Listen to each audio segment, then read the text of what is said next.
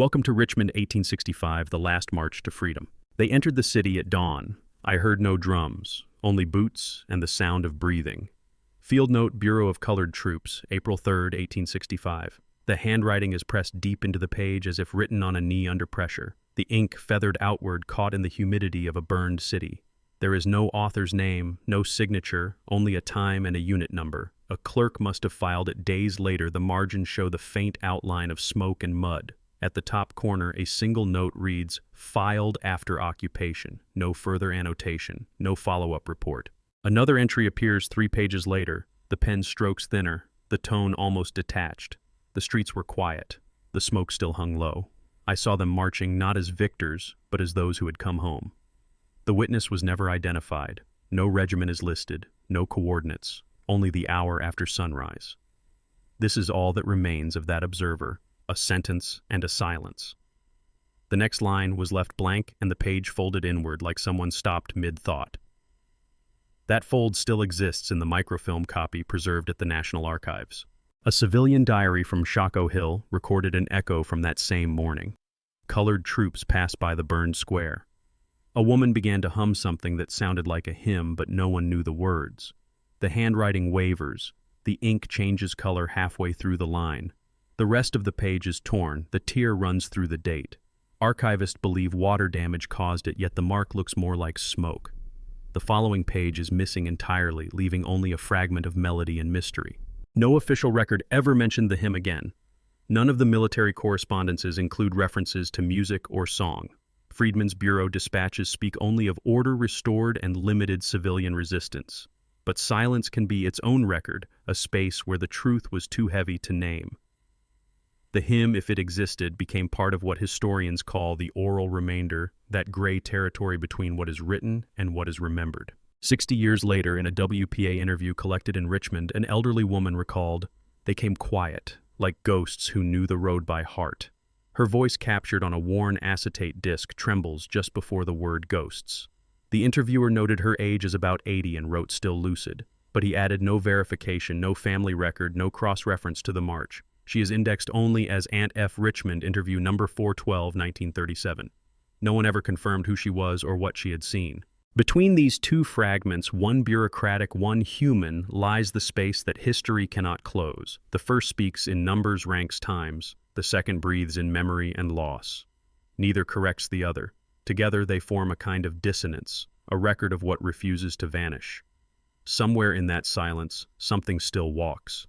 The sound of boots, the echo of breath, the memory of a song without words. When the Bureau's report was rediscovered in 1932, the archivist underlined 3 words in pencil, "No drums heard." It is the only annotation on the document. Why underline that? Why notice what wasn't there? Perhaps because for a war that ended in sound, cannon fire, church bells, cheers, the absence of rhythm. That morning was the true revelation. Freedom came quietly. Without a march, without a hymn, without applause. An unsigned field letter found in the same bundle offers another fragment. I saw their faces. Some smiled, some looked away. A boy carried a rifle too heavy for him. One man carried another. No date, no salutation. Only that image, one man carrying another, as if the war refused to end evenly. That single act of motion, written by an unknown hand, survived the burning of the city. The page edges are charred, but the ink endured. Historians have debated for years whether these fragments describe the same march. Some claim it was the 25th Corps. Others say it was the 36th. Military rosters list both units entering Richmond that morning, but no specific mention of colored regiments leading. Yet in oral accounts, the phrase "the colored led the way" appears repeatedly, a contradiction that breathes like a wound. Truth divided between record and remembrance. In the archives of the Freedmen's Bureau, a notation in faded brown ink reads, "Troops entered without incident. Spirits calm." But under spirits, the word calm was written over another singing. The ink beneath still visible when magnified under glass. Someone changed the word. Someone replaced singing with calm. And in that single revision, an entire sound was erased. If there was a song, it has no title. If there was joy, it went undocumented. Yet in every community that claimed to have seen, that march, an old refrain survives, "Ain't no chains when the morning comes." No record attributes it to a writer or regiment. It drifts through the oral histories like a ghost refrain too common to prove, too personal to dismiss. The deeper one reads into these files, the more the language collapses into omission. Lines end mid-sentence. Reports conclude with phrases like "further testimony unavailable." The bureaucracy of silence, efficient, consistent, final. The march exists, but the memory resists description. Every written fact hums faintly with what it left unsaid. Sometimes the silences reveal more than words ever could. The official paper ends where human voice begins, and what follows is not history, it is echo, an echo that hums beneath every archive box labeled Richmond, April 1865, the sound of boots, not drums, the rhythm of men walking home from a war that did not end for them. An unknown archivist in a memo dated 1941 wrote, "No additional evidence regarding the march has been located. Perhaps the witnesses remembered a different morning, perhaps they did. Or perhaps memory like smoke bends to the wind of who is listening." The file closes with no conclusion, only that phrase typed in lowercase, "no additional evidence." Sometimes that's how history marks a heartbeat. One last document, a telegram fragment, words half-erased, "freedom arrived," "walking," the rest is gone. The signal cut mid-transmission, leaving only static and silence. But maybe that was enough. Maybe freedom didn't need a witness, only footsteps on the road. Boots, breath, and a hymn that no one remembered how to sing. Before we begin, the record, leave a comment where you're listening from and the exact time you paused. What did you feel in that silence? The surviving documents that reference the final march into Richmond belong to a fractured archive. Most were collected between 1865 and 1870 under the War Department's Office of Records, then transferred to the Bureau of Colored Troops. The handwriting varies, sometimes crisp military cursive, sometimes nearly illegible. Paper stock changes mid-volume, suggesting the files were compiled from field notes rather than formal reports. No complete set exists. When the National Archives first cataloged the Bureau files in 1931, many entries lacked identifying marks. The entry labeled April 3, 1865, Richmond entry, was not attached to any regiment name. In pencil, an archivist added possible 25th Corps. The term possible appears in at least 9 other places within the same folder. It became less a clarification than a quiet confession of uncertainty. The voice of the soldiers themselves is almost absent from the official record. Of the hundreds of colored troops who marched into Richmond that morning, only 3 personal diaries are known to exist. 2 remain incomplete. The third ends abruptly mid-sentence. None mention the word freedom. Instead, the pages speak of weather fatigue and the weight of rifles. History often begins in grand declarations but ends in exhaustion. The first diary, attributed to Corporal Elijah Carter of the 36th United States Colored Infantry, was discovered in a barn outside Petersburg in 1912. Its cover had been used as kindling. The first 6 pages gone. The surviving section begins with the words, "Marched before dawn, no drums." The repetition of that phrase across independent sources suggests not invention but shared reality. Carter's writing is terse, almost clerical. It records movement, not meaning. The second diary, belonging to an unnamed private from the 38th, survives only as a transcription done by a WPA worker in the 1930s.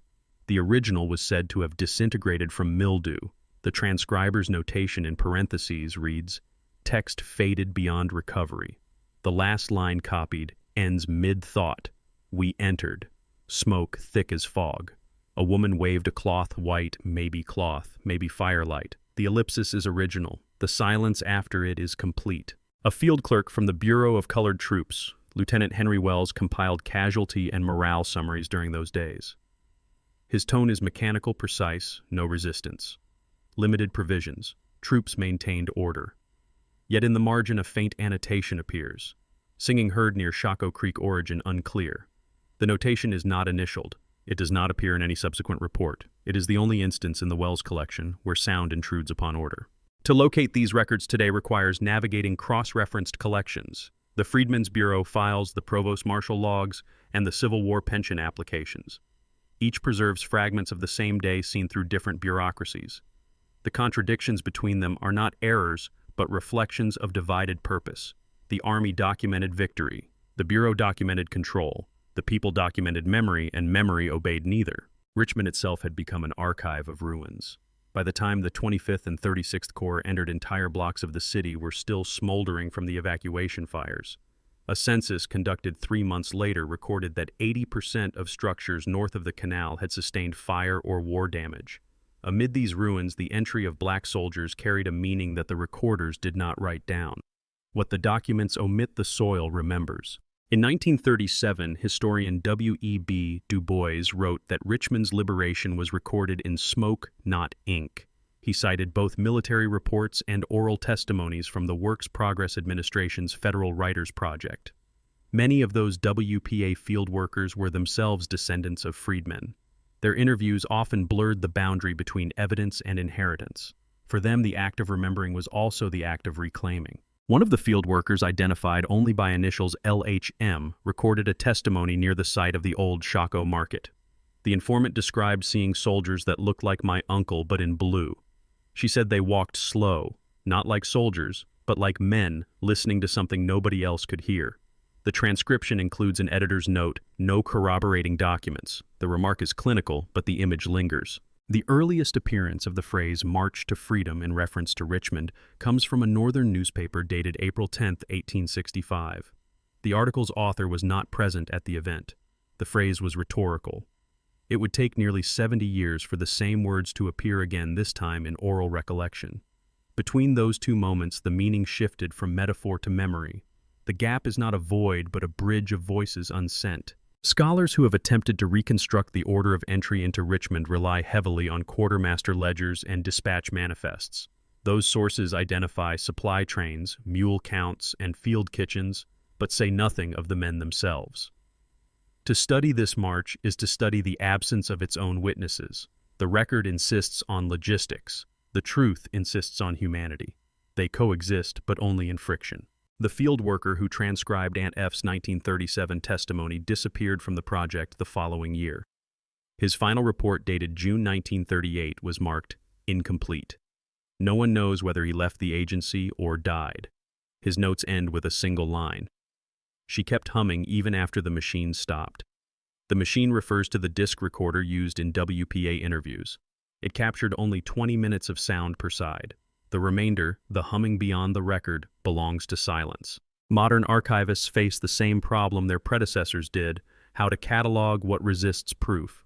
Sound, song, rumor, dream all drift beyond the margins of official classification. The metadata fields offer no tag for unconfirmed hymn. Yet those are the traces that endure longest in collective memory. The bureaucracy of documentation cannot hold resonance. It can only name its absence. To establish provenance for this episode, we cross-referenced 4 categories: primary government documents from the War Department Freedmen's Bureau administrative letters, WPA oral narratives, and post-war newspaper accounts. Each source was verified through the National Archives Record Group 94 Record Group 105 and the Library of Congress Federal Writers Project microfilms. Cross-validation yields only correlation, not confirmation. But in archival work, proximity often stands in for truth. At the intersection of these sources lies the smallest unit of meaning: a phrase, a gesture, a silence. No drums, singing heard, ghosts who knew the road. Each phrase reappears in unrelated testimonies decades apart across states and dialects. Whether coincidence or cultural transmission, the pattern remains. History leaves its fingerprints not in certainty, but in repetition. The existence of multiple overlapping versions does not weaken authenticity, it expands it. Each retelling, each archive entry becomes part of a larger documentary body that breathes in uncertainty. The moment we name a fragment inconclusive, it begins to speak more clearly about what could not be said. Silence in the lexicon of archives is not the absence of sound, but the residue of restraint. The task of the historian, then, is not to interpret, but to listen. The documents speak softly through torn paper and marginalia. Each annotation is a pulse of the human hand. To hear them requires stillness. To read them is to enter a room where time is folded and each record hums faintly beneath the dust. In this room, the march continues not in movement but in the persistence of its trace. The goal of this study is not to reconstruct an event, but to understand why it was recorded this way, half in ink, half in absence. The context of discovery reveals as much as the content itself. Who filed the papers? Who edited the hymn into silence? Whose handwriting corrected singing into calm? Each change is a moral decision disguised as clerical duty. Archival truth is not what remains, it is what was allowed to remain. In the following sections, we will trace these fragments through both verifiable record and remembered myth.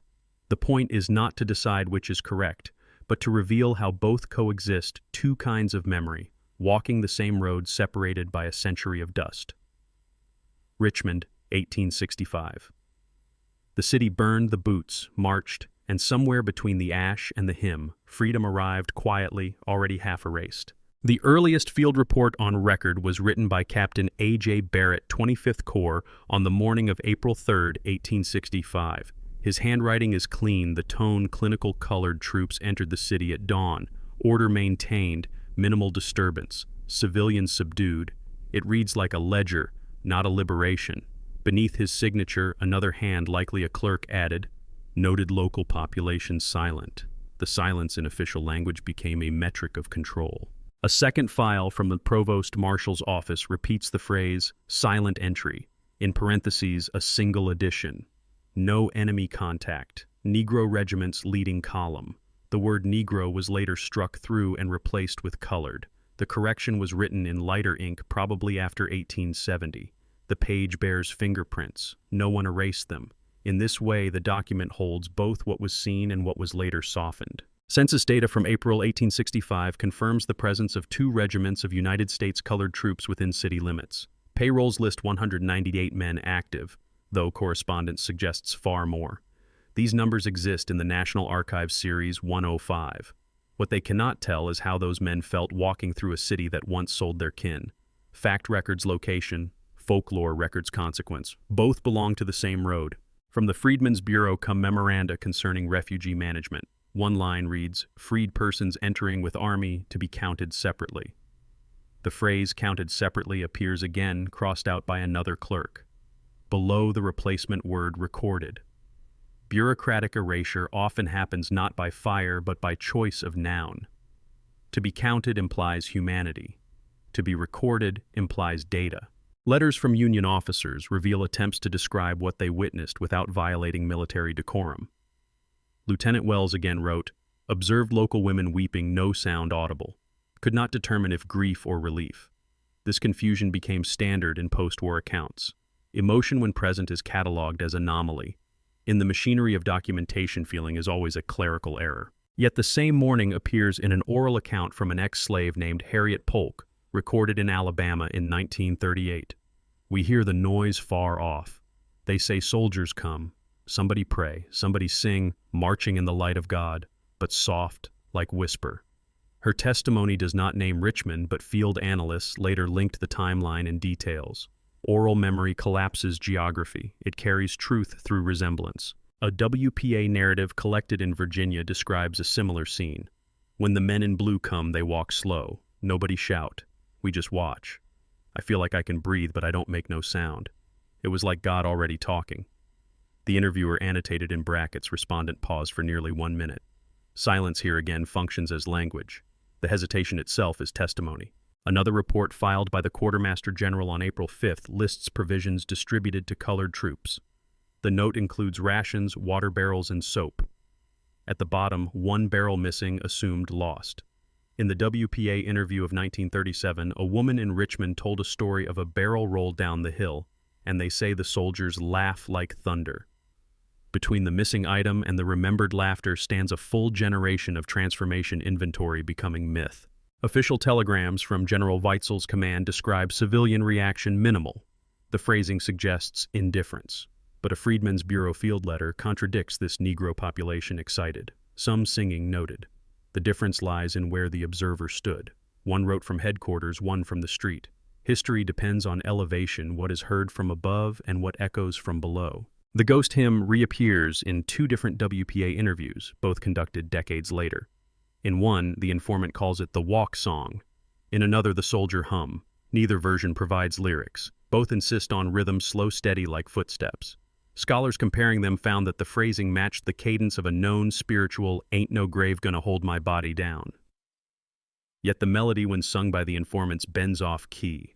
It becomes its own song born from memory, not notation. The newspaper Richmond Examiner published its first post-war issue on April 4, 1865. Among the columns, an unsigned editorial reads, "They came in line, neither cheering nor jeering. their faces grave as stone. If these be victors, they march as mourners.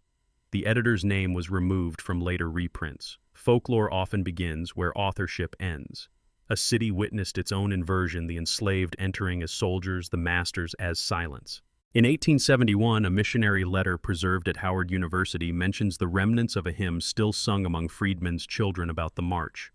The writer transcribed a line, "Fire on the road smoke, on the water walk, till morning come." No melody is given. Later anthropologists found similar refrains among black congregations in Georgia and North Carolina. The words traveled faster than their origin. Military files remain indifferent to this continuity. One order dated April 6th commands all colored companies to report equipment condition before nightfall.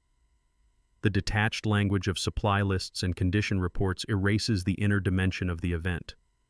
Yet within the same ledger, an unnamed clerk doodled a small drum beside the margin, a circle 2 sticks drawn in haste. The symbol lingers, as if the absent sound needed somewhere to live. An account from Private Samuel Tanner, 36th Regiment, survives as a letter fragment. We walk through ashes. My feet sink soft like snow, city quiet. Nobody say nothing. I think maybe the dead still listening. The rest of the page is blank. It is possible he never finished. His pension file confirms he survived the war. What he could not finish writing remained written elsewhere in the collective dream of those who followed.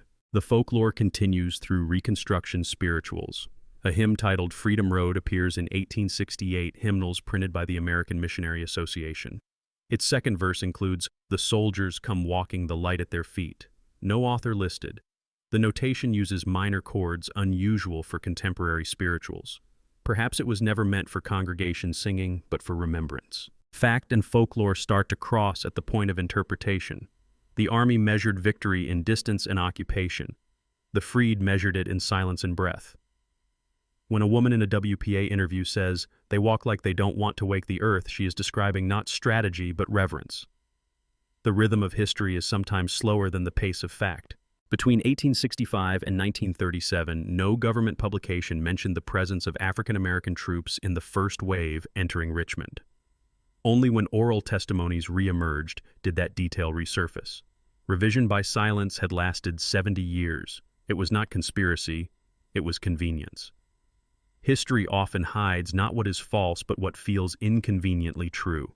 Folklore filled the gap where archives refused to speak. In sermons, poems, and late-night gatherings, the last march became a sacred moment, a crossing from bondage into firelight. In those retellings, the soldiers carried not rifles, but torches. The hymn became both guide and shield. None of this is factual, yet all of it is true. When the Federal Writers Project compiled its anthology Voices of Freedom in 1940, the editors included a footnote. Several informants refer to a silent march through Richmond led by colored troops. No visual documentation exists. The truth of this event lies between testimony and trace. That sentence between testimony and trace remains the perfect definition of history itself. The paper trail ends with a notation in faded ink, "End of file, march recorded." The word recorded sits crooked on the page, perhaps written by a tired clerk. Beneath it, a space left blank.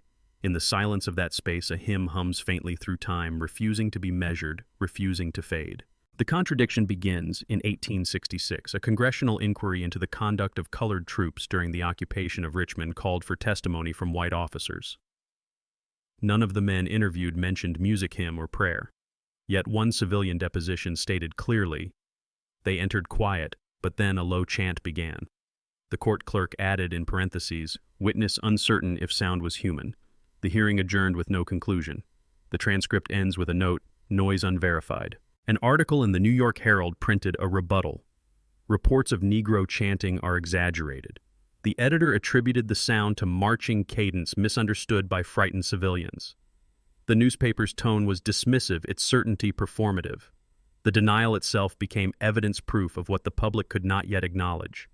The louder the refutation, the deeper the silence beneath. The Bureau of Colored Troops closed its Richmond office in 1868. In the transfer inventory, a file labeled Miscellaneous Accounts was marked missing. Among the items inside was said to be a diary written by a Negro captain. Later catalogs mark it lost or destroyed by water. In the WPA Index compiled 70 years later, a narrator describes a black man with paper tied round his waist like a belt, writing as he walked. The details overlap too perfectly to ignore. The diary may have survived, but in a different form. The first open contradiction between military and civilian accounts appears in the Freedmen's Bureau correspondence of 1870. An agent named J. W. Harlan wrote reports of songs during entry unfounded, no witness reliable. 2 pages later, his assistant S. R. Fenton appended a separate note, heard from freed children that soldiers hum at night in barracks before sleep. One file denies, the next confirms. The archive itself becomes an argument. In 1882, a veterans reunion pamphlet published in Pennsylvania included a recollection by a former white officer of the 36th Regiment. I remember the silence, even the colored men ceased singing as they entered. The sentence was reprinted in newspapers across the North. 20 years later, the same officer wrote a memoir where that line was missing. Instead, he wrote, "We entered Richmond in solemn triumph. The change is subtle, but meaning has gravity. Silence was replaced by triumph. One word rewrote memory." At the same time, oral stories began to shift tone.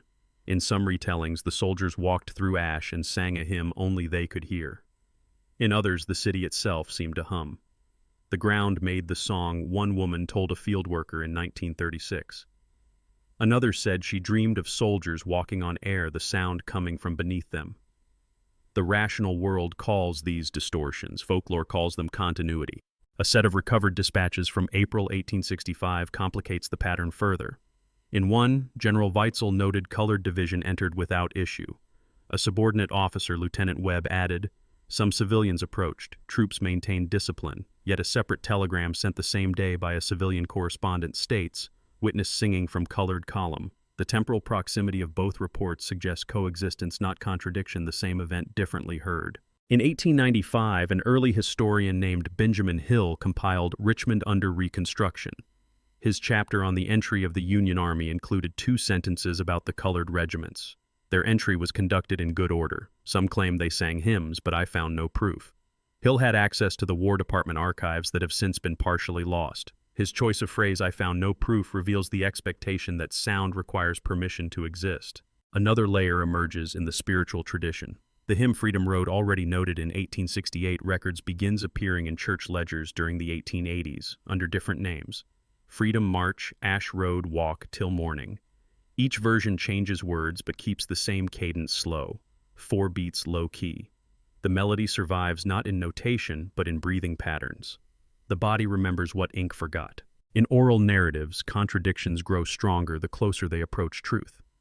One informant described the soldiers carrying torches. Another swore they held candles taken from a burned church. A third said there was no light at all. Each insists on opposite images, yet all describe illumination. The historian's instinct is to choose one. The archivist's duty is to preserve all.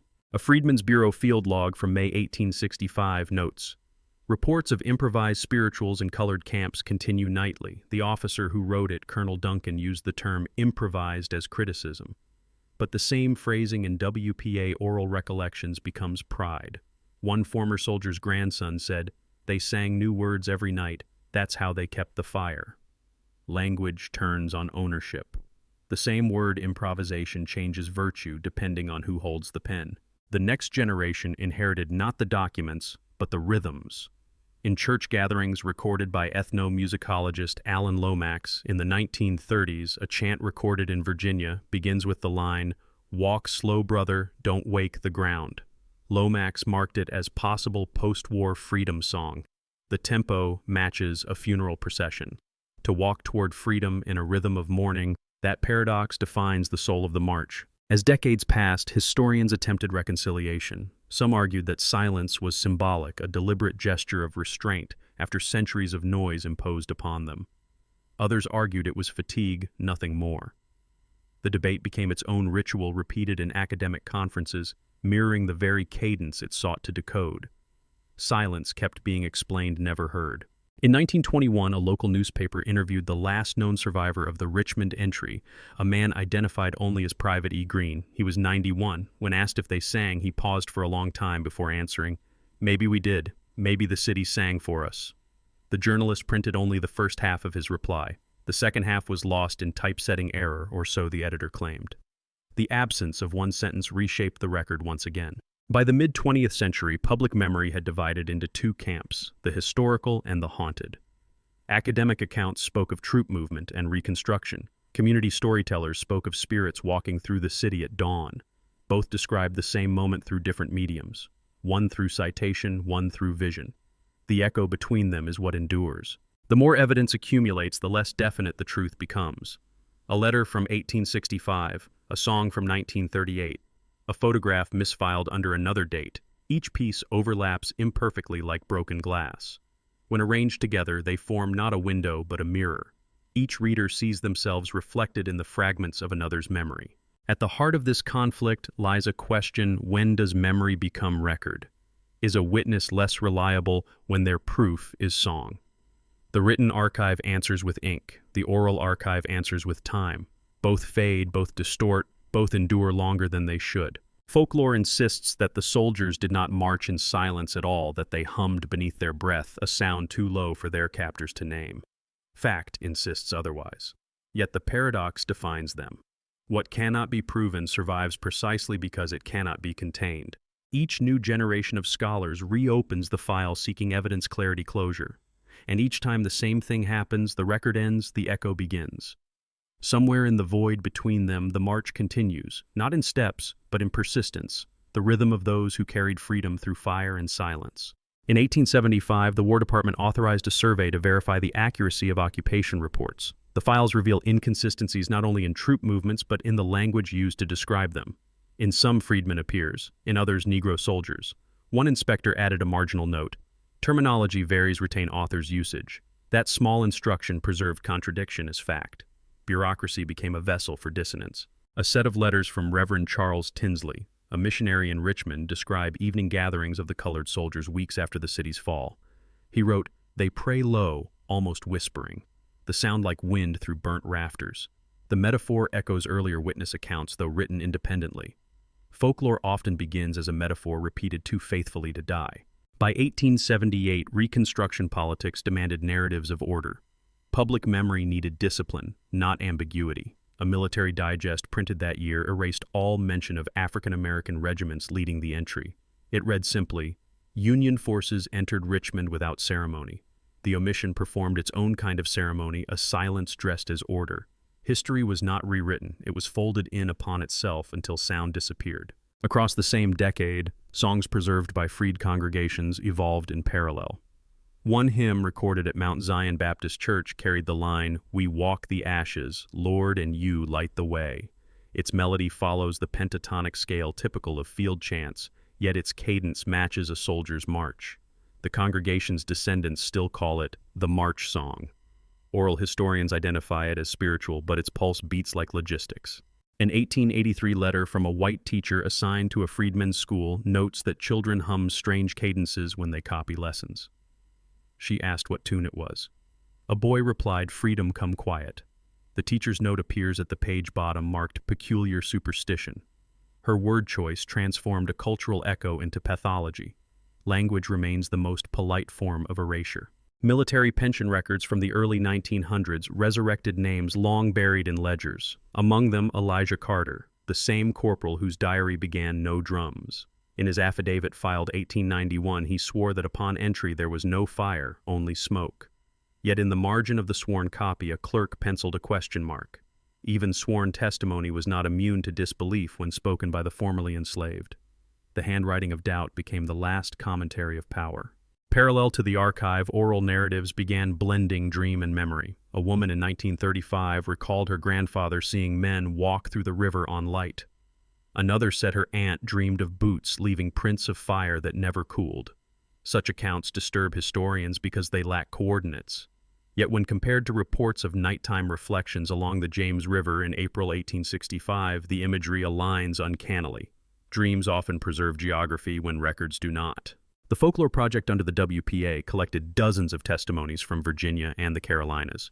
In 6 of them, interviewees mention a march without sound. One transcript ends abruptly after the line, "They say freedom sound like nothing." The recorder's machine jammed. The defect preserved the theme, the interruption becoming the message. Technology joined the pattern of silence that history itself began. One WPA field worker described a peculiar occurrence while cataloging Richmond testimonies. He wrote in his diary, "Every evening after transcribing, I hear faint humming through the office walls. I thought it was memory, but another clerk heard it too." The diary entry was never published. Fact and folklore meet not in evidence, but in experience when the researcher becomes the witness. A late-period Army circular from 1902 commemorating occupation anniversaries listed events chronologically. Next to April 3rd entry into Richmond, the notation reads, "No music recorded." That phrase, identical to the 1865 field note, reappeared almost word for word. The echo between centuries proves that absence can propagate like melody. What was once omission becomes tradition. In the folklore of black congregations, the march gradually turned inward. By the 1920s, preachers described it as a metaphor for resurrection. Every man must walk his own Richmond. The city ceased to be geography. It became condition.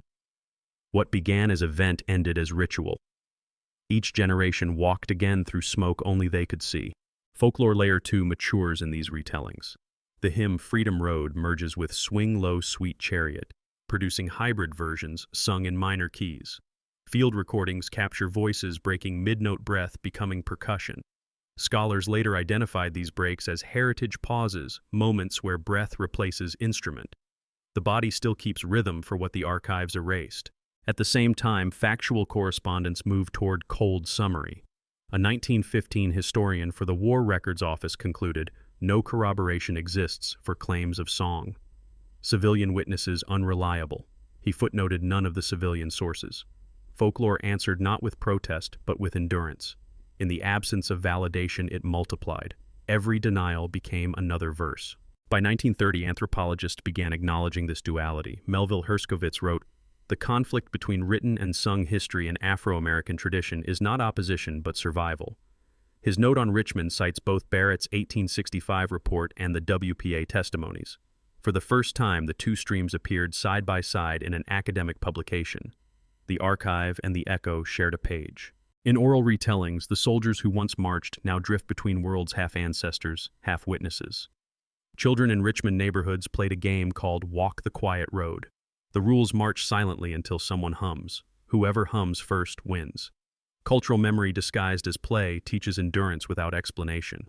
A surviving 1940 interview with Reverend Elijah Monroe contains a powerful inversion. Maybe they didn't sing. Maybe the silence was the song. His phrase became proverbial among later historians. The paradox resolves nothing, but defines everything. To call silence song is to accept that history's instruments are incomplete. Fact Layer 2 concludes in institutional recognition. In 1965, on the centennial of the city's fall, an exhibit at the Museum of the Confederacy displayed a photograph labeled "Colored Troops, Richmond Entry." The caption admitted uncertainty, identity not verified. The exhibit's curator wrote privately, "The image may not be Richmond, but perhaps it should be." Fact bent gently toward faith. Folklore Layer 2 reaches back in that same year through a church choir recording at First African Baptist. They sang Freedom Road with one deliberate pause, 6 seconds of breathless quiet before the final word. When asked why, the choir director said, "Because that's how they did it." No one living could know yet. Everyone agreed. The echo had outlasted the source. As archives aged and songs aged with them, both began reflecting each other. Every verification attempt ended where the melody began. The bureaucratic and the spiritual no longer stood apart. Each line of ink mirrored a line of sound. Each silence on paper found harmony in breath. Together they formed a composite truth not verifiable yet unmistakably real. In the end, the record and the refrain converge. The soldiers walk still through pages, through voices, through the charged stillness of collective memory. Their march is no longer measured in distance or dates, but in the persistence of being remembered by those who never saw them. Fact and folklore now share the same uniform, quiet endurance, walking side by side. The deeper the search went, the quieter the trail became. Archivists, historians, and witnesses all ended at the same absence. The last official document mentioning the march was filed April 10, 1865. The last oral account a century later ended mid-sentence. Two timelines converging into one unfinished breath. The file folders close like lids. The sound they make resembles an exhale. When the Library of Congress digitized the Bureau of Colored Troops records in 2001, The microfilm of April 3rd appeared warped. The entry line for audio NA contains a blank frequency bar. Sound itself has a category, yet this record holds no frequency, no trace. It is the bureaucratic equivalent of silence. To measure that emptiness, technicians wrote undetectable tone. It may be the most honest description in the entire archive. Every written silence points back toward the same morning boots on ash breath thick with smoke, no cheering, no drums. The soldiers themselves might have preferred it that way. No victory cries, no spectacle for those who once owned them. They entered quietly carrying a discipline older than the uniform. The absence of sound was a form of defiance, the refusal to perform triumph for anyone else's ears. A surviving fragment from Private Tanner's letter returns here like an echo. I think maybe the dead still listening. His choice of words bridges the 2 centuries. Whether he meant literal spirits or memory, the effect is the same. The past hears the living. Each archive visit, each page turned, becomes a small disturbance in that listening. The dead respond in rustle and dust. At this point in the record, fact and folklore fuse completely. Reports mention smoke, testimonies describe ghosts. Both refer to the same phenomenon, matter suspended in air, neither solid nor gone. The image of walking through it becomes a metaphor for history itself. We keep moving through what refuses to settle. The hymn resurfaces now not in words, but in the rhythm of discovery. Each time a file opens, it begins again, the cadence of paper sliding from envelope, the click of gloves, the soft intake of breath. These are today's instruments. The archivist becomes the new drummer, keeping time with fingertips instead of sticks. The music of Reconstruction replaces sound with motion. A letter written by a war widow in 1870 contained an image that no military account ever captured. I saw their shadows before I saw their faces. The morning light made them tall as the ruined steeples. The description matches no known record, yet it remains the most vivid. History is not owned by precision. It belongs to whoever remembers what light looked like. Somewhere around the late 1930s, WPA archivists began referring to the event as the Quiet March. The label was unofficial, handwritten in pencil across folder tabs. The phrase transformed classification into poetry. Even bureaucracy, when exhausted, resorts to metaphor. Every dataset gathered, since the songs, the depositions, the edited news, echoes the same unresolvable pattern. The more we approach certainty, the more the subject dissolves. The march is not a scene to be restored, but a frequency to be felt. The closer we listen, the less audible it becomes, as if freedom itself retreats into a lower register, audible only in silence. In one of the last WPA discs, a woman named Eliza speaks faintly into the recorder. The transcript reads, "They say they march again every April. Can't nobody see, but you can feel the ground hum." The machine picks up static where her voice fades. Engineers later called it equipment fault. But within the context of everything else, it reads like continuation, the ghost frequency of history itself. The paradox reaches its edge here. Silence is not emptiness, it is presence rearranged. What was once a gap in the archive becomes an active element of its music. Each missing page, each smudged word, each redacted line adds another beat to the rhythm. The proof of the march lies not in what was said, but in the persistence of its omission. This is where the 2 realities, fact and folklore, cross without merging. They pass through each other like reflections on water bending but never touching. Yet for an instant, one can see both the soldiers on the road and their shadows inside the archives. 2 lines moving parallel across time, neither ahead nor behind. The spiritual freedom road ends on a single note held too long for comfort. Singers in oral recordings sustain it until breath runs out. That sound, half strain, half devotion, is the same pulse inside these pages. The song does not close. It fades. The march never stops. It slows until indistinguishable from stillness. When the National Archives restoration team cleaned the Richmond microfilm reels, they noticed faint fingerprints overlapping the no drums heard notation.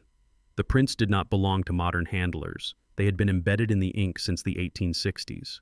Whoever underlined those words left their touch as part of the record. The body of the scribe remains within the silence he described. Late in the process, an archivist named Wallace wrote a memo, "Recommend retaining all blanks. They are part of the narrative." It is a rare moment of humility in official language, the recognition that absence communicates. The decision preserved every pause and dash exactly as found.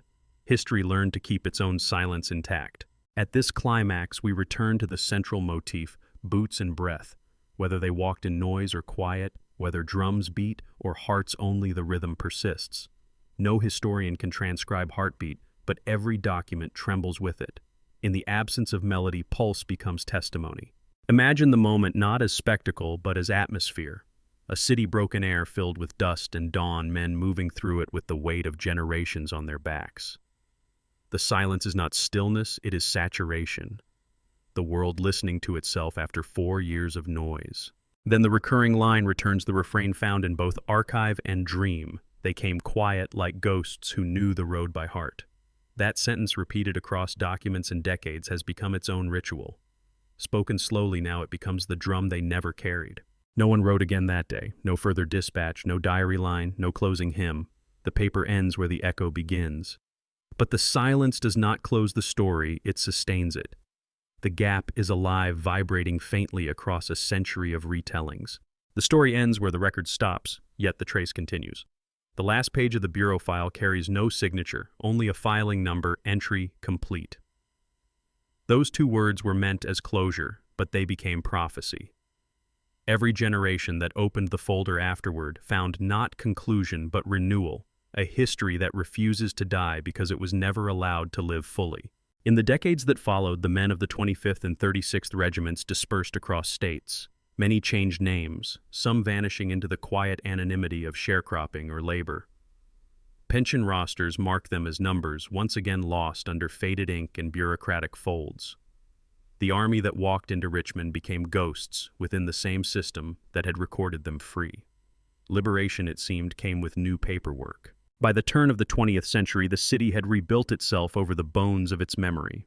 The streets the soldiers walked became paved, renamed, and redeveloped. Shockoe Hill became a market again. The old field where the hymn was heard turned into a tram line. Progress layered itself like sediment, pressing history beneath the asphalt. Yet each April the ground still trembles faintly when trains pass the same hum described by Eliza's voice on that broken WPA disc. When the civil rights movement of the 1960s revisited the archives, young historians looked again at those old field notes. They underlined the same 3 words once marked in pencil, no drums heard. But this time they read it differently. The silence was not absence, it was choice. The march had always been louder than the records could admit. The true sound was dignity itself. Museums attempted reconstructions. Exhibits displayed uniforms, badges, and fragments of letters. Yet visitors reported that what lingered most was the stillness. A curator wrote in her diary, "People stand longer before the empty case than any artifact. They listen for something they can't name." That empty case held the missing diary of Captain Barrett, lost for a century. Its emptiness had become exhibit enough. A modern sound engineer once tried to sonify the march using digital mapping of archival acoustics. He simulated footsteps wind the density of ash and air, but when he played it back, the frequencies canceled one another until nothing remained but a low pulse. The model erased itself through precision. The computer reproduced silence perfectly. The descendants of the soldiers still tell the story differently. Some speak of songs, others of ghosts, a few of dreams. What unites them is the understanding that freedom did not arrive in celebration, it arrived in endurance. To survive was already a kind of anthem. The act of walking itself became the hymn, each step an unwritten note. Historians call these stories apocrypha. The community calls them inheritance. The distinction matters less with time. What cannot be archived must be carried. And so the oral tradition continues not to contradict fact, but to complete it. Truth, like breath, requires both exhale and pause. The modern archivist works not to verify, but to protect what remains unprovable. The task now is preservation of uncertainty and ethics of silence. In their hands, each blank line is sacred, each redaction deliberate. To leave space unfilled is an act of respect toward what history could not contain. One contemporary scholar suggested that the silence of the Richmond March prefigures every future protest that followed. To walk in measured quiet, refusing chaos, became a language of its own. From Selma to Ferguson, the same rhythm returns, boots, breath, heartbeat. The road keeps rewriting itself in footsteps. Visitors to the National Archives sometimes ask to hear the sound of the march.